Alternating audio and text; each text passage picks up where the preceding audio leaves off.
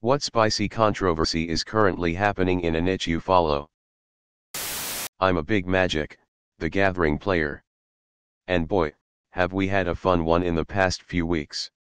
So, we just got a new set released a few weeks ago, March of the Machine. And Wizards of the Coast is doing something new in another couple weeks, printing an extra, add-on set with about 50 cards in it, distributed in 5 card boosters. And there's already a fair amount of discussion as to the appeal of such a product to the player base versus the cost lent extra weight, because a lot of WotC's recent decisions have been pretty blatantly profit-focused rather than on player experience, and sometimes at its expense. That's not the controversy. The controversy is that someone got their hands on this product about a month early. It's not clear yet how exactly this happened. The likeliest explanation is that it was mistakenly sent to a distributor who either didn't catch it or didn't realize, and it was sent to a local seller who didn't know what they had, and the buyer recognized it and snatched it up. But what's important is that, as far as we know, nobody broke any laws or contractual obligations. Would doing the right thing in this situation have meant this person informed the seller of what they had and told them to contact WotC? Sure. But that's not expectation or requirement. And instead, he opened the product and posted a video of it online. So what did WotC do? They hired Pinkerton Security to go to his house and intimidate him into giving back the product. Which is a really, really bad look. And it honestly doesn't accomplish anything. This product will be widely available in a little over a week. The information was already out there for the public, and they spoiled the whole set today anyway. Vince McMahon returning to WWE and selling the company. For Jujutsu Kaisen, there was this big huge snafu situation involving these Viz Media translators and how much they don't understand Japanese context compared to fan translators. To sum it up, fan translators are people who pretty much grab raw pages of manga and translate to their interpretation. Here's the thing though, fan translators have a big huge ass problems. One of the problems I've always noticed is that they either get too uppity about the fact that they can translate, or they make characters into their own walking talk pieces. Example, Guts from Berserk saying homophobic slurs, the infamous "damn you white boy" meme from Gantz, and many more stupid ass translations instead of focusing on the real translation at hand. Now Viz Media is the pretty much official translators for localized English manga. They either sometimes get it right or they fuck up big time by not hiring the most proper translators. This was one of those times of simply not hiring the best kind of context for the said translation. As one of the panels involving a large character relevant to the story for Jujutsu Kaisen is simplified with a single no instead of the fan translation being with more context stating, "Nah, I'll win." Now, let's go ahead and cut the bullshit. I don't know Jujutsu Kaisen and I don't know Japanese very well, but I do know that the initial raw characters for Japanese was pretty more detail than a simple no. So as usual, the internet takes its setting of going too far and cranks up to 1 million and started to harass Viz Media.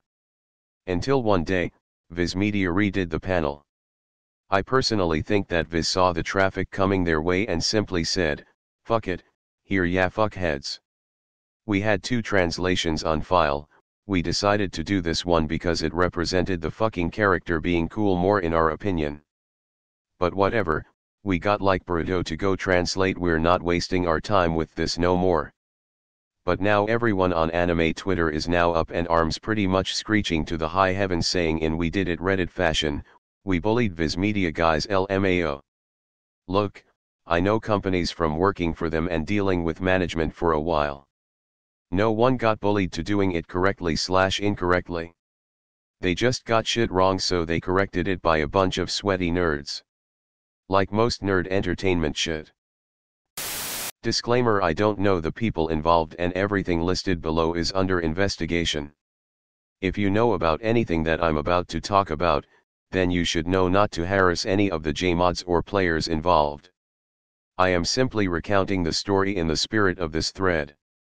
In old school RuneScape there has been some sketchy things going on between a JMod, someone who works for the company, and a player. To understand what is happening, You first need to know that the gold earned through playing the game is oftentimes sold to a third party, who then tries to sell it back to the players. The exchange of in-game items for real-world money is known as real-world trading and is a bannable offense in accordance with Jajex's rules, the maker of old-school RuneScape. There used to be an area of the game where people would basically fight each other and risk their gold in the fight, essentially betting that they will win.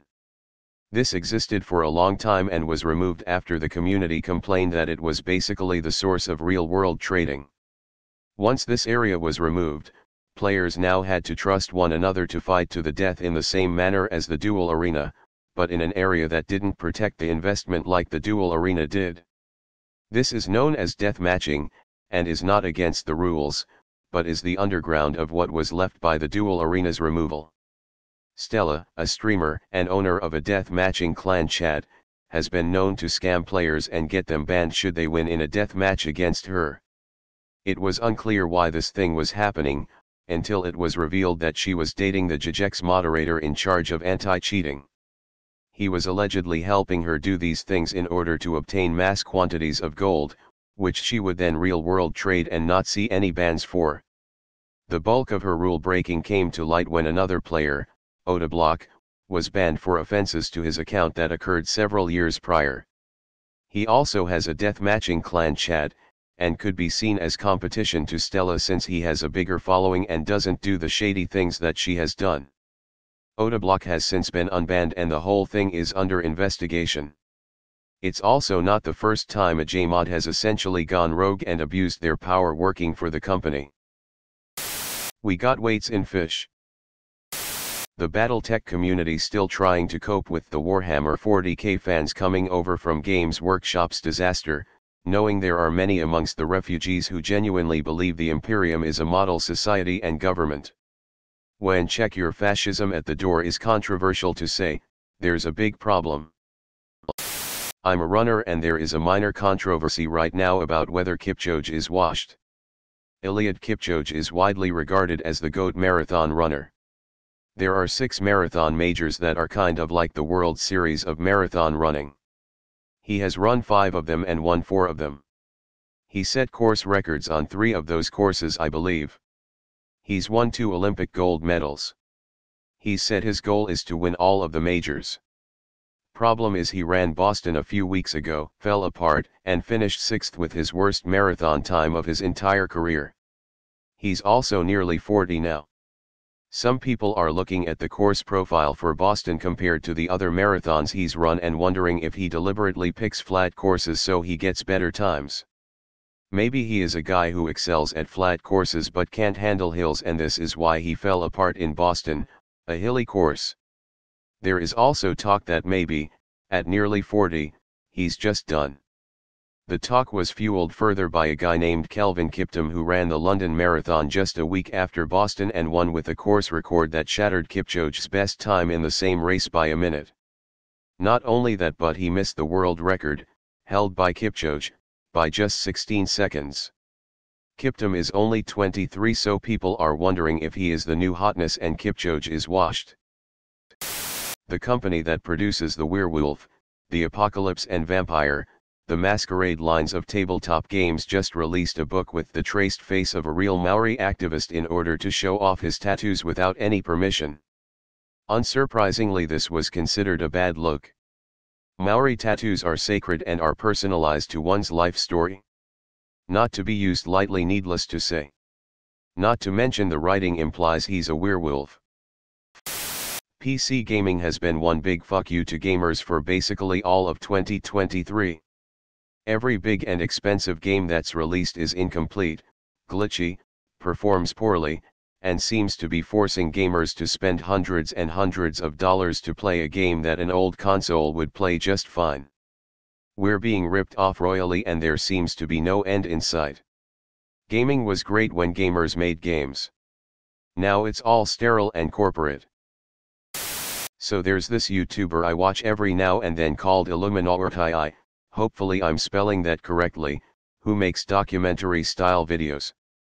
Basically, she got into some drama with this YouTuber named Legal, who is a lawyer, after she accused him of stealing her style, which in reality was a super common editing format that had been used in documentaries for years, even before YouTube existed. Legal ends up responding, confirming he used the styles first and that his editors weren't doing anything malicious. This gives Illuminuictii a wave of hate on social media, and during this time it was revealed that she was a pretty huge dick to her editors and other people she worked with. That's right, she doesn't even edit her own videos and yet had the nerve to accuse people of stealing her style. Illuminatii goes into damage control mode and makes a 40-minute video trying to defend herself. Admittedly, this is all hearsay because I haven't watched the whole video, so don't take my word for it. But apparently, during the whole video she dodges the blame entirely and just tries to make everyone else look bad, even going as far as to publicly show one of her old friends' suicide note. I watch wrestling.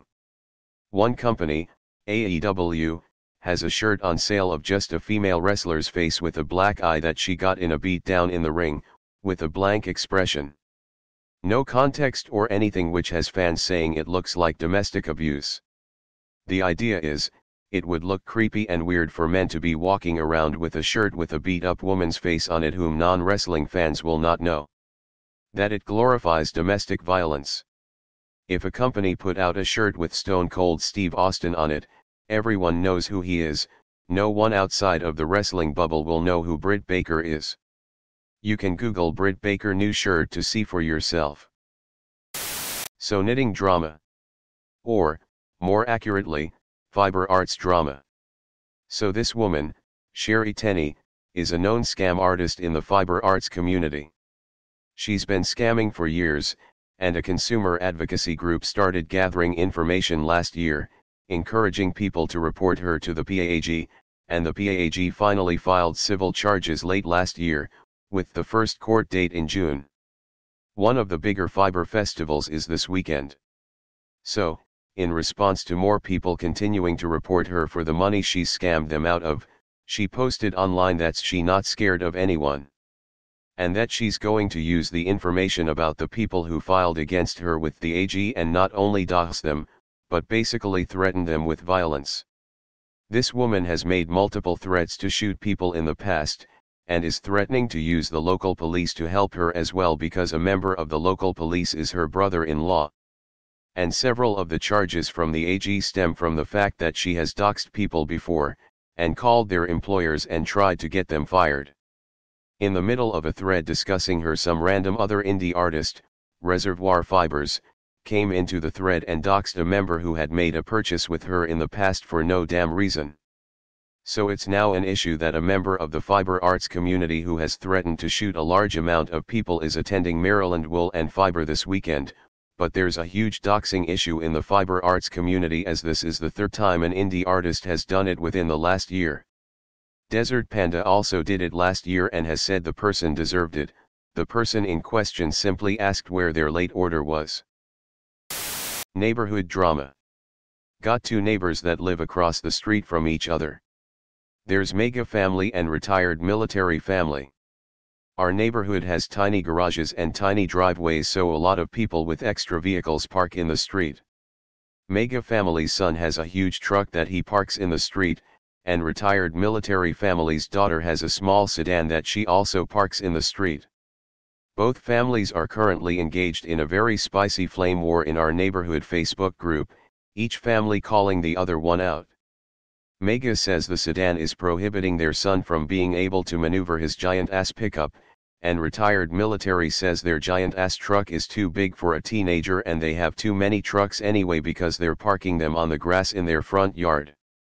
Both families are just resorting to name-calling, calling each other stupid, and using cash me aside type arguments. I'm a window washer who flexes his schedule where my boss needs me. Currently, night shift and day shift are in a war of petty over towels. Yes, somebody has been yoinking all of our precious seal and window towels. My boss has all the vapors over it right now. Here's the kicker. I know who is stealing our towels. It's the floor crew, but I'm so goddamn entertained watching the day lead and my brother, night lead, absolutely going for the fucking throat of the other crew right now, I've been sitting on my info for 2 weeks whilst I steal towels from my fiance's work site for whatever crew I'm on for the week. Floor crew bosses know I know, so they slowed down, but damn it all if this doesn't have just under nuclear threat level written all over it, and I've got the popcorn for this show. And honestly, I'm just not paid enough to give a shit when I know I have an infinite source of towels sleeping next to me every night. Also, 2 of our new day crew guys got into a full-on car brawl in a company vehicle with me in it. Thankfully, they were just parked at base, but damn, those dudes did not like each other. They no longer work for us. We also just had to fire another dude because not only was he bidding jobs for his own business on company time against the company he works for, he was literally fucking any female we hired. Caught him sneaking off one day to have a quickie with this one girl who works one of our sites. That dude is simultaneously hilarious and very very sad. Niantic, the company that created Pokemon Go, announced at the end of March this year that there would be a dramatic change to the way that many players play the game. In 2020, during the initial stages of the COVID lockdown and subsequent pandemic that forced many people to stay at home, avoid large gatherings, and generally not want to meet other people in person, raiding with large groups of people in shopping centers and parks took a huge hit in popularity. To compensate, Niantic introduced remote raid passes, which would allow players to play remotely, usually from home, at gyms within sight of their homes, or by invite to a gym anywhere in the world, as long as your friend was close enough to a raid. Initially, these raid passes were sold for 100 poke coins each, or a bundle of 3 for 250 poke coins. 100 poke coins is roughly equal to $1, but there are sometimes deals if you buy them in large quantities, and the price for poke coins in other countries isn't always a perfect reflection of the exchange rate for local currency to the USD. This was hugely popular with many players, especially those living in rural areas who could now participate in raids with global players. That all changed about a month ago, when they announced that there would be a limit of 5 remote raids per day and the price of remote raid passes would increase significantly, from 100 poke coins each to 195 poke coins each, a 95% increase, although a 3-pack bundle can be purchased for 525 poke coins, lowering the cost per pass to 175 each. Obviously, this was not met well by players. Almost doubling the price of doing raids remotely has hurt the raiding scene tremendously, as many players have essentially quit raiding. There was even an effort to get players to boycott the game until Niantic reverted the changes, but so far, there has been no public response from Niantic. In type/font design world, Monotype is buying everyone so they can gouge prices. Somebody very clearly and very loudly shit themselves at a Sleep Token concert in Sydney the other night during the worst possible moment of the song Atlantic, and now the video taken during the show is their most popular YT search. The plant philodendron pink princess have dropped a lot in prices compared to their pandemic level price. A lot of gardeners capitalized back then on a booming market. Some specimen were selling for hundreds of dollars and people bought them in the hopes that they can propagate it and sell it to make up for the cost and finance their hobby. Now it's available everywhere, and although still expensive, not as much as they used to be. I'm a nurse and it's Nurses Week ATM. Lots of drama in the nursing community about how shitty administration is handling it. From detainments getting rocks and being asked to paint inspirational slogans on then, having a breakfast that no night shifter nor most of day shift can go to but administrators flock to, getting an empty Ziploc bag filled with love and hope, to being asked to donate either money towards a pizza party or even your time to work for free. Knitting drama this time. Diane Ivy/Lady Di Yarns is a seller in either MA according to her website, or RI according to her IG. She's always known to run late sending her goods, but last year it got really out of hand. To the point where she simply stopped shipping anything at all last year, still kept taking money, and now people are really getting angry. She sends out frequent email blasts bragging about how she's fixed everything, she's gotten everything together, she has a plan to fix everything within the next 2 weeks, and keeps pushing off everything with the excuse 2 weeks. It's been a year now, and still nothing but 2 weeks of excuses. And she's now pre-selling for items that she swears will ship in December. But, the real icing on the cake, is that a lot of what she sold was supposed to also have a percentage of that money go to charity. And, from record searches, after 2020 none of that money went to charity. She has stolen thousands upon thousands of dollars from charity, rarely, if ever, ships product, and also has a friend, Benny the Stitches CEO, who has tried to silence any discussion about her failing business, or blooming scam, depending on how you look at it, by threatening legal retaliation against sites where the discussion happens. And, cherry on top, she's started using TERF terms in her more recent emails. She also constantly claims people are racists, attacking her for being a black business owner. No, Diane, people are pissed off because you've stolen from charities and refused to ship products people have bought.